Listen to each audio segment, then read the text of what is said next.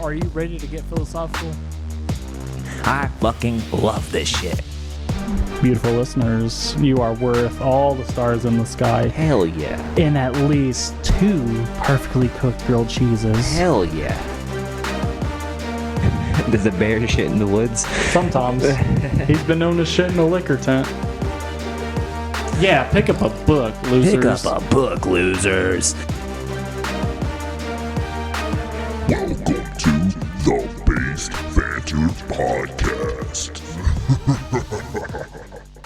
Welcome to the Based Banter Podcast. I am your host today. My name is Joey, and I'm with me, as always, is my co-host and best friend, Jerry.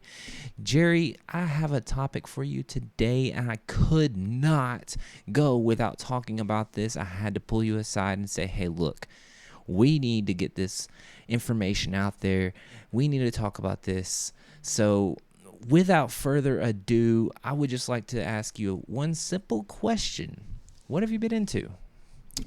Oh, not a whole lot, man. Just staying busy. What about you? I went out and I went and saw that Chainsaw Man movie recently. Dude, it was fucking amazing. Did you carve any pumpkins? I did carve a pumpkin, my dude. You saw that pumpkin? Oh my god! First of all, it's relatable. It is relatable, right? It's Pochta. I think that's his name. If I don't get this right, it's Pochta, the fucking dog from Chainsaw Man. And then I went and saw the Chainsaw Man movie in 3D, dude. Fucking amazing. Like a gangster, you went and saw it after you made the posta. Pochta. We're gonna get criticized for this, but you know I'm what? pretty sure that we're speaking like Russian at this point. It's we're like fine. insulting Look, someone's grandmother. Disclaimer, full disclosure, I've had several drinks, and listen, all right, if I don't get the pronunciation right, you know what I fucking mean. Yeah, context clues. Pochta. Anyways, Give it another try. I do have a topic for us today. This is going to kind of be a little bit of an ad lib off of what we were talking about earlier. I want to talk a lot about performance and a little bit about performance anxiety, a little bit about the ego that is involved in performance, and what it means to be a performer. Right, because performing is a whole different aspect of life. A lot of people, I feel like we perform as we are, like who we think we should be to people. Right. Like you're performing. Identity, like who you think you are, you perform to be somebody. Like for some people that would be people pleasing, and for other people that would be like a performance arts. Yes, yeah. You're going through every single day performing your character. You're performing, at work. You're performing when you leave the house in front of family. There's these different aspects of performance, but specifically, I want to get into the nitty-gritty of what it means to perform in front of a crowd, an audience, if you will. Okay. So, there are different contexts in which somebody would perform in front of a crowd, because I, for one, know about the context of performing music, and you know about performing sports entertainments, and amongst other things too, right? Right. I've done acting. I've acted in front of people. I've done professional wrestling. I've wrestled in front of thousands of people. I've been on TV. I have a little bit of experience when it comes to, talking about performing and a lot of what goes into being a performer. And, I think there's a lot of real good takeaways when it comes to talking about this because, like you said, we're performers every single day of our life. Every single day, man. Every single day, dude. Life is an act. This whole thing is a movie, dude. And the aliens are watching. Who really knows what is going on? Right. I heard everyone's just pretending like they have it together. Right. And a lot of people are so egocentric that they think the spotlight is on them all the time. And we can talk about that, dude. The spotlight effect. The spotlight effect. That sounds like a psychological phenomenon. Yeah, man. It's this whole thing about where everyone thinks everyone is watching them when in reality everyone is thinking about themselves. That sounds like a little bit of main character syndrome. Yes, the main character syndrome is a real thing, and it's a problem, dude. Because if you really try to think everything is about you, that's a selfish way to live, right? That does sound really selfish. And I think it's become a little bit more of a problem. Do you think how it correlates with how people have become more isolated, that they think that more stuff is about them instead of not being in the community? Right. Like with social media, now everyone has a fucking camera in front of them. Before, the only people who had a camera in front of them were performers, people who were trained at being a performer. They knew the art, they knew the vocabulary, they had professional tactics and ways of going about being a performer. But now your average person can step in front of a camera and draw an audience. It's wild the way things have changed because, like you're saying, I mean, maybe before, the typical person back in the day, whenever they'd have a camera in front of them, maybe it was their birthday, maybe it was like some special occasion. And now there's cameras all around. Every single day you have a camera in your pocket that you can just post something. Bro, I have 2 cameras in my pocket. What do you mean? You overachieving. But, Wait, that's a brag. Listen, like I'm a bit of an attention whore. Even if I don't admit it, I do like some people looking at me. And it goes all the way back to being a professional wrestler. When I first started, I was, I think, 15 years old. I was wrestling in front of 150 people, 170 people on a main stage where we would have camera crews come out and watch us and film us, and then we would post it on our local TV shows. And then, like, that kind of thing drove my ego through the roof, dude. Felt like I was God's gift to this planet. But you have to learn to dial it back because your ego can be your downfall. So let me ask you this. What do you think the personality type is that wants that attention? I think that it's validation. One, that what you do is good. We all want to put out good content, whether it's I'm filming the food I'm eating for the day, right? Or I'm performing at my highest level of potential. With professional wrestling, I wanted to make sure that my act was better than everyone else's. So I would watch everyone perform. Whenever you word it like that, it does sound a bit egotistical. It sounds a little bit more than trying to put on the best. Oh yeah, it's competition. Because, okay, so I can relate this to music because a lot of people will say that the drummer for the Beatles is the best drummer, not because he's doing super hyper technical shit, but it's because he is out there serving the song and doing what the song needs. So you're saying your ego sort of superseded what you were, like, what the good for the show had been. Like, you were just serving yourself and making yourself look good? It depends. It depends on what stage of my life you talk to me at. Because, like, the early levels of performing, I just tried to be the best. I wanted to take the best role I could. I want to be the very best. Like no one ever was. Ba-dum-bam-bam. To catch them is my real test. To train them is my cause. I don't know if that's how it goes, but that's how it goes now. But no, yeah, early in my performing career, I tried to be the best, but then I realized my part on the show. If I'm the opening act, I need to be an opening act. If I'm at the middle of the show, I need to be the middle of the show performer. Or if I'm the main event attraction, I needed to put on a show that sent people home feeling like they spent their money's worth. So what do you think about people that are just born super talented? I think that Okay, they so need let the me same level of elaborate. attention to performance. Let me elaborate a little bit further because as you were saying, you found your maturity and you understood your role a little bit better. But there are some people that do things on an amazing level that are just unprecedented and they have a grasp of it. But Right. maybe they aren't the best at understanding their role, but they are a big, vital part of the show. Right, right.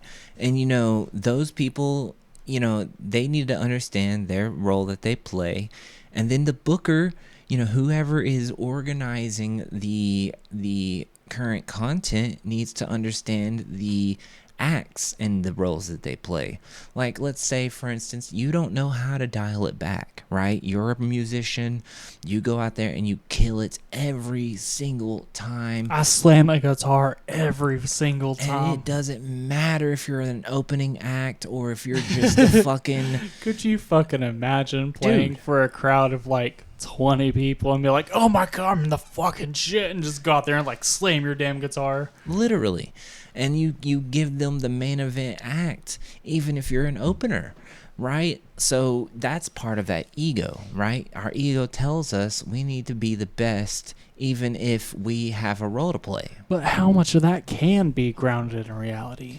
How much of that can you be like, well, I am the shit. This is the best show they're going to get tonight. That all boils down to how mature you are as a performer. Because then if you... What in the hell? There is an alarm for all of you people. This is the time to check in with yourselves. How are you doing? Have you checked your ego today?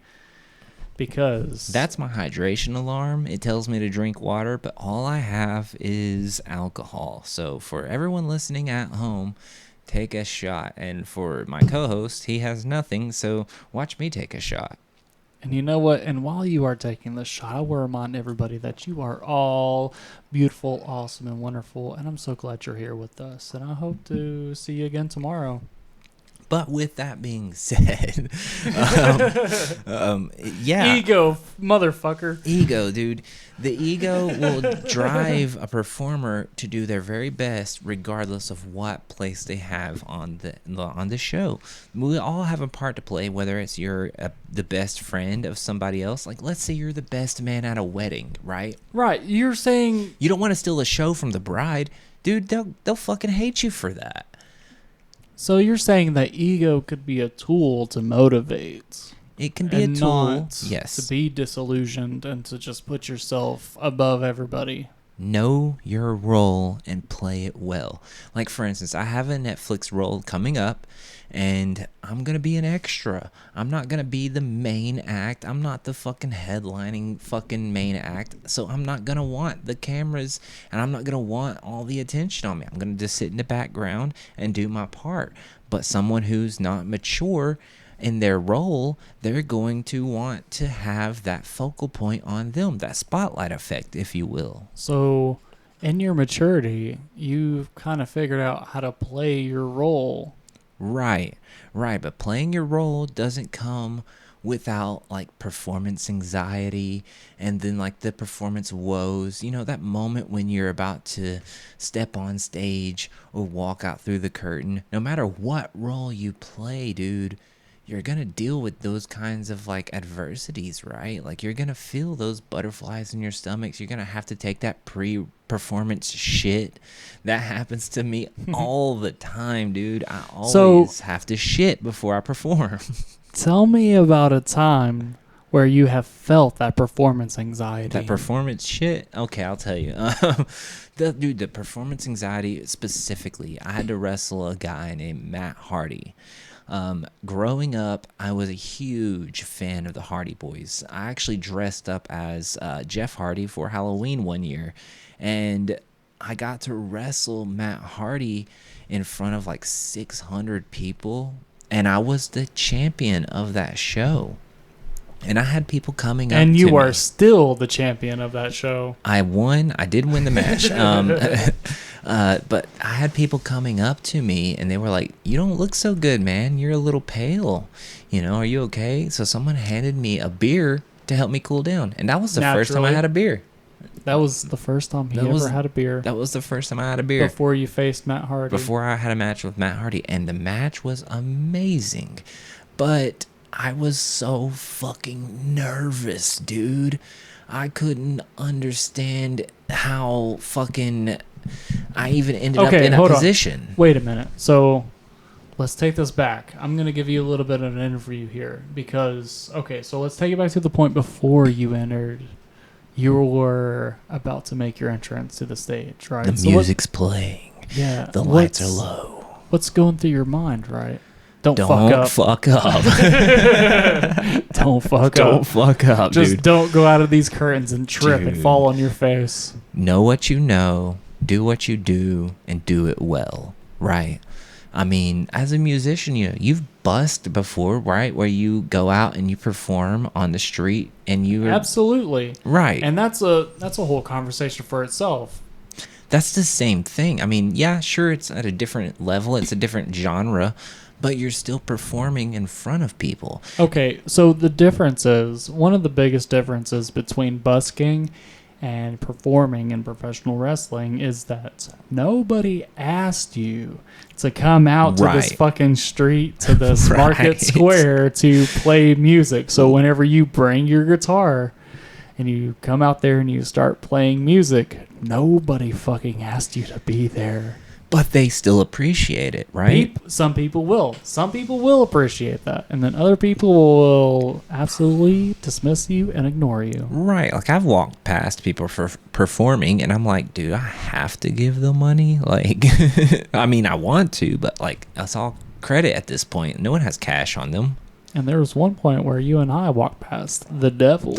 Dude, okay, fucking hold the phone. Side tangent. That whole night was ridiculous, first of all. We ended up getting approached by this guy who was dressed head to toe in the nicest suit, and he had a voice that was silky and smooth. Just slick dressed all over. And his hair was combed back and greased back, had a nice tan, and he was like, "You guys are musicians, right?" And I was like, "He is, I'm not." And we had full disclosure to partaken in some illicit activities, and was like, "Dude, this is not the time and place to be performing with the devil." And I swear to God, he wanted your soul. I know he wanted your soul, so we did. If I would have picked up his guitar, I would have lost my soul that night. But that's a sense of performance, dude, right? Like, the devil wanted you to perform in a competition and take your soul and your money. Probably he probably looked at us and was like, "These two dudes are gonna draw in the women, right? They're gonna draw in a crowd, he'll reap in the benefits." and then he's gonna take our souls." And I ain't for that, because what the hell? But, like, dude, I am not about to sell my soul for any level of attention or any level of performance. There's all these conspiracies about people who, before they got big, they sold their soul. Like, what does that even mean? So, before we dive into conspiracies, let's bring it a little bit back to performing, right? I want to talk about selling your soul to the devil, son. I want to get a refund for my soul. Well, maybe that's why we're not a super successful fucking duo, because we haven't sacrificed a fucking goat. We haven't sacrificed our morals and beliefs. Right. So I wanted to bring this back to, so before you go out of the curtains, you're thinking, don't fuck this up. Don't fuck up. And then you get out there and you are in it. You see the crowd, right? Yes. You look some people in the eyes, and then if he's already out there, Yes. or going to be out there, you look him in the eyes. Yes. And it's fucking real. It's happening. It's real. It's happening. And in that moment, dude, if you're not a performer, then you won't really understand. But if you've ever performed, then you'll get this. In that moment, time stops. And you're not even in your body anymore. You become the essence of everything you know. And then you don't worry about anything. Everything that you've ever done in your entire life has culminated to this point in time, and you do what you're best at, and then you don't worry about anything. All that performance anxiety, dude, it goes away. You become one with yourself. Your ego goes away, your confidence takes over, and then you go out there and you do your job, and you don't stress about failure because you've shown up and you're there and you do it. See, I can relate to this in a totally different way, and I don't know if it'll make sense to anybody that will listen to this.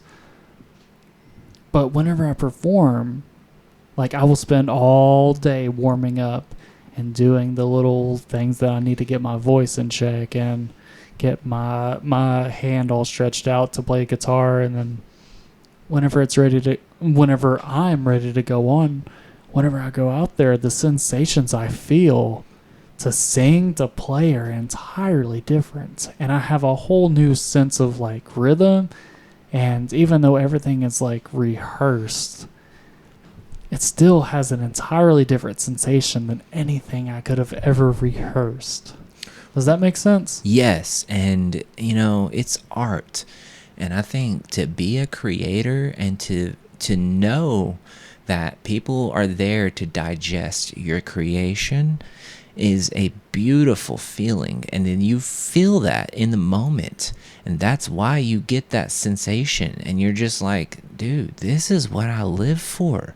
I live to do this podcast. I live to stream on Twitch. I live to be a performer in professional wrestling because I live to entertain people. I want to give them that break from reality. I want to be this kind of essence of a person I wish I was on a day-to-day basis. Because when we're not walking through that curtain, we're normal. We're normal people like everybody else. So let's talk a little bit more. This sounds like I'm hosting, but let's talk a little bit more about the ego and the alter ego, right? Because whenever you go through those curtains, and whenever I had my guitar strapped to me, like we're different people. We aren't the same Joey and Jerry that just walk and wake up every day. Like, right, you have an act. I have an act. And we have expectations based off the people who hired us, right? They looked at what we can do, and they're like, hey, I want you featured in this role. You have a performance to do. Go out there and fucking do it. Do what you're paid to do. Make me money and make yourself look good in the process. And then it's all about getting an audience and growing that demographic and then making people feel good. I mean, nobody goes into show business without trying to make money and then make entertainment, right? Like, everyone thinks what they do is golden shit. okay. That brings up another interesting perspective, because some people aren't so much about the money as where they are more about the art. Whereas Right. there's the inverse of that, to where people are so much about the money and they know they have a bit of a talent. Right. I think you can get lost in the money, right? Like artists who take subpar roles because they pay very well, or like even someone who takes a musician gig at a place where the demographic isn't right. Like, I just saw a clip of the Browning. I don't know if you know who this group is. I know who the Browning is. But the Browning performed at a pop concert, and they were like doing all of their normal shit in front of a pop audience, and then you can see the camera pan out into the crowd, and the audience is like dumbfounded by this metal EDM group that is just shredding heavy metal, and they're like disgusted. They're like, what the hell am I watching? So some days you are the Browning at a pop concert, and other days you are Katy Perry at a concert. Right, what? I caught concert. But yeah, I mean, like, we all have a role to play. Words. I have a question for you, though, as far as like performing wise. You asked me, have I ever felt like anxiety performing? What is a point in your career as a performer where you felt those performance woes. Give me some anecdotal evidence to a time where you felt nervous, or the performance butterflies, or the performance shit, as I like to call it, and prior to your walking through the curtain. How did you handle that? Okay, well, I think the most nervous I've ever been is honestly the times where I ended up more nervous was times where I didn't think I would be nervous.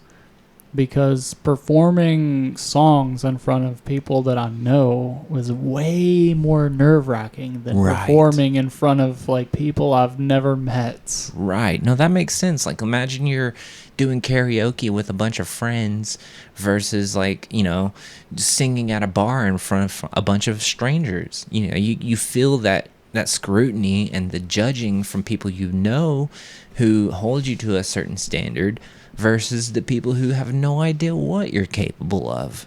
Right, and these people in particular, like, I thought it was a bit of a safe space. They didn't make me regret it, but in my own head, I was sitting there and I was worried, and I couldn't get out of my own head to perform the absolute best that I could do. Right. We care more about what the people think in our lives of the people that we care about, right?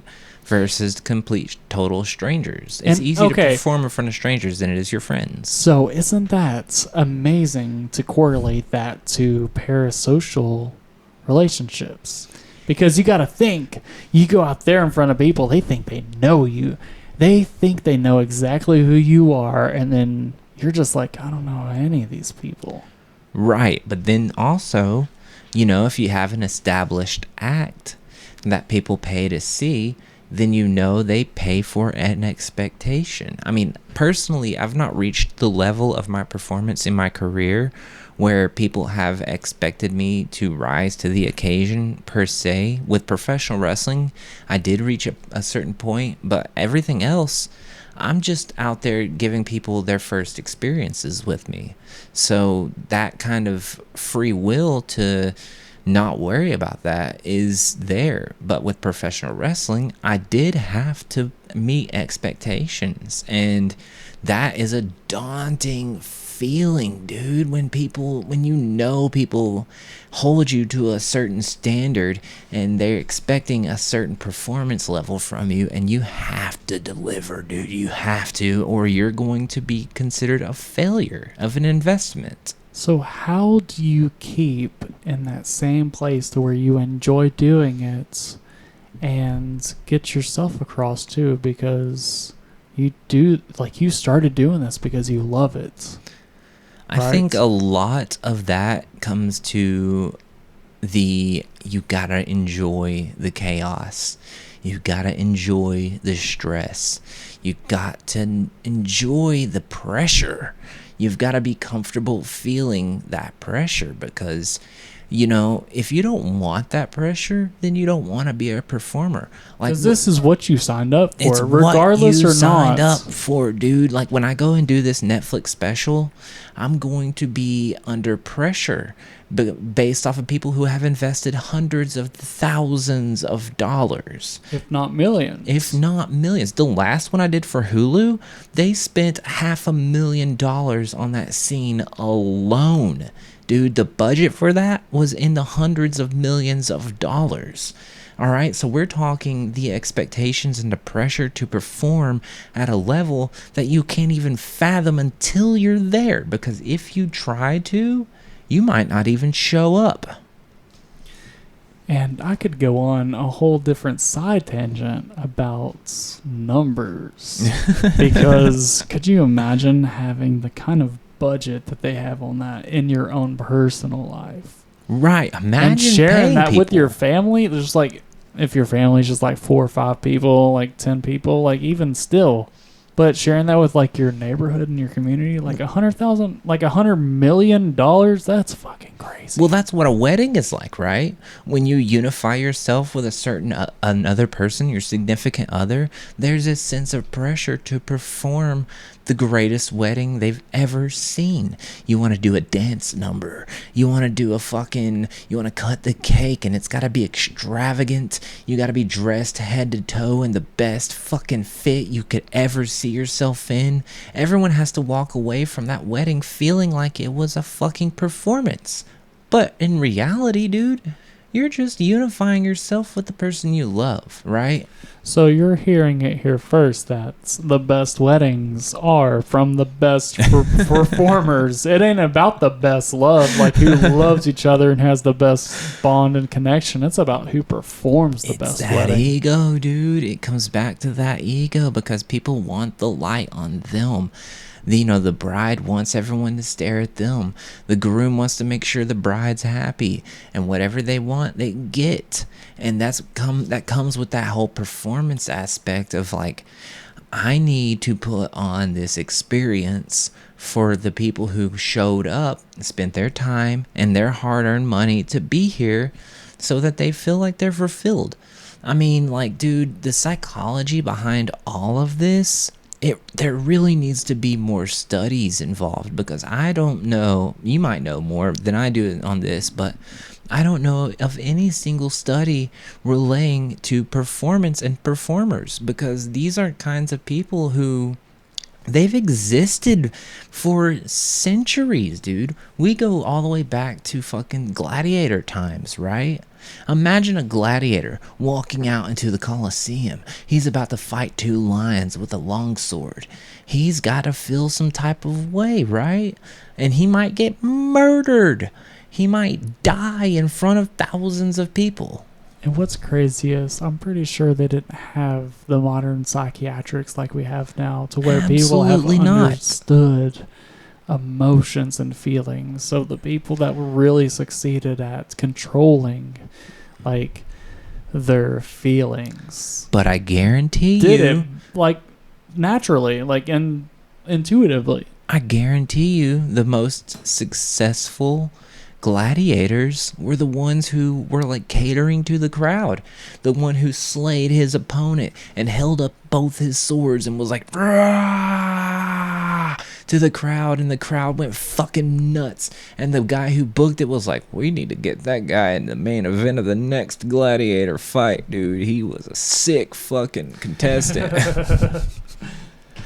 Yeah, it's all interesting how performance relates to everybody's life, right? Because in some way, shape, or form, everybody is performing, whether that be a talent or just as a mask of who they are. Yes, absolutely, dude. It, like you said, it comes all the way down to the very foundations of how we present ourselves. We're performing every single day. If it's at work, if it's, just hanging out with friends, we're performing. Hell, even as a friend, I'll do magic tricks, and I'll just show someone a magic trick just to kind of get the crowd of people at a little Halloween party excited, right? It's stupid, right? I know it's stupid. They know it's stupid, but they want it. Everyone wants to see it. They want it. It gets the people going. But they also want to see you fail too. They want to wanna see you see fuck you up. throw up on the floor. They want to see you fuck up. They want to laugh, dude. And it's, that's part of it too, right? Like, not everyone wants to see you win. Not everyone wants to see you doing your best. Okay, so give me a little bit of turnaround. Make this a positive, right? Because so far, right, because we were talking about your big match with a superstar. Tell me about how it was triumphant and how you overcame these feelings, right? Right. So when you're a performer, we talked about that performance anxiety prior to when you go out and perform, but we haven't really touched on the aftermath, right, of going out there and completing a performance, right? When you come back through the curtain, because you've got that feeling of when your music hits and then you walk out and then you do your thing, but then there's that point when you walk back through the curtain and then you get that sense of validation you're searching for, right? Because that's what it's all for. We don't go out there and perform simply for entertainment of others. We perform for the validation of others. We perform because we want that sense of acceptance and that sense of, I am the best. I am the greatest. I want you to see me as the pinnacle of entertainment. And that's why we do it. Well, it's a little bit different for music because Is it though? I mean, think about it, right? Like, even as like, all right, I'll use Louder Than Life as an example. This is the festival I went to recently. You had 3 headliners. You had Sleep Token, Bad Omens, and Bring Me the Horizon. Do you think that they just went out there and did their best, or do you think that they might have wanted to go out there and do better than one of the other 3? do I think that there are other shows where they went out and did even better? Possibly. I mean, Where they were motivated to do even better? what grander stage than the biggest festival of the entire year? It's like the WrestleMania of music. Sure, I can see that too. No, it is. And it would be Dude, amazing 300,000 to do people. great Well, in front of all of 250,000. those people, right? You want to do great, but you also want to do better than your peers. It's all competition, right? It's all a matter of like, look, if I'm the first main act, I have to set the bar so that the people who follow me have to do even harder. They have to work even harder because I did fucking so well. I want to be the best. Nobody goes out there and says, I just want to do enough. And if you do, I mean, what kind of lazy aspect is that? So I went to a show recently and I saw 3 bands play. The first band went up there and killed it. They gave their all. It was an amazing set, and I really enjoyed it. The second band went up there, fucking killed it even harder. They're now my favorite bands. Then a third band went up there, and even though they tried and they were playing and all that stuff, it was okay. It wasn't the big build up of the night because we saw 2 amazing bands go out there and kill it, and then the third band gets up there, and even though they did good, it wasn't like main stage. It wasn't the absolute epitome of the night. You know what I mean? Do you think that comes from like a lack of talent, or do you think sometimes people have an off night, or do you think that maybe they were watching the first 2 acts and they saw those first 2 acts do so well that it gave them performance jitters? In this particular case, I do believe it was a lack of talent because me, as a musician, I can see on a more technical level of what they were doing, and it was pretty basic. Let me just say, it was really basic what they was doing, and it wasn't anything like innovative. It wasn't anything exciting. So whenever they got up there and they was giving opener energy. Now, And the band before them was giving headliner energy. Now, all right, so again, this could be subjective, right? Now, you're speaking from a musicianal performer state of mind, but I wasn't there, so I don't know how the crowd reacted. Okay, right? you want to know how the crowd reacted? How did the majority of the people receive the main act versus the other 2 acts? Okay, first act.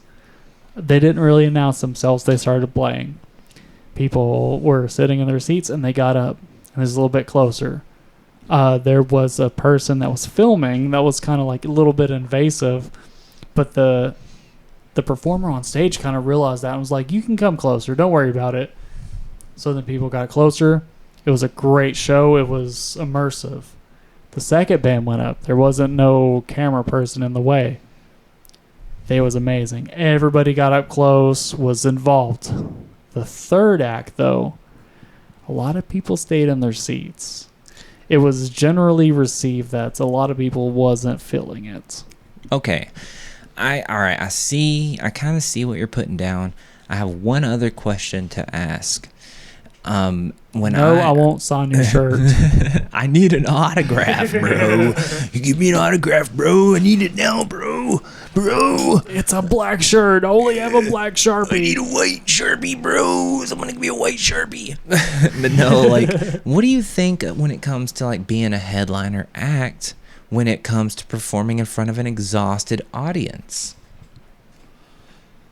So you're saying they were exhausted? I wasn't there, but to me it sounds like the opening act got everybody riled up. The second act got everybody super hyped to a point where they were giving all of the energy they could to the second act. By the time the third act came out, The third act had to be amazing to cap off all of that energy. it has to keep the energy going, right? And they may have been good as an opener, but in that context, they wasn't. I'll give you some anecdotal evidence of my own experience with something similar, right? So for Louder Than Life, I think it was day 2, maybe it was day 3. I can't remember, but Avenged Sevenfold went on as a headliner, and people were leaving, and they were walking away, and it was like, dude, they fucking they were like killing it on stage, and we know they're talented, but everyone was just exhausted.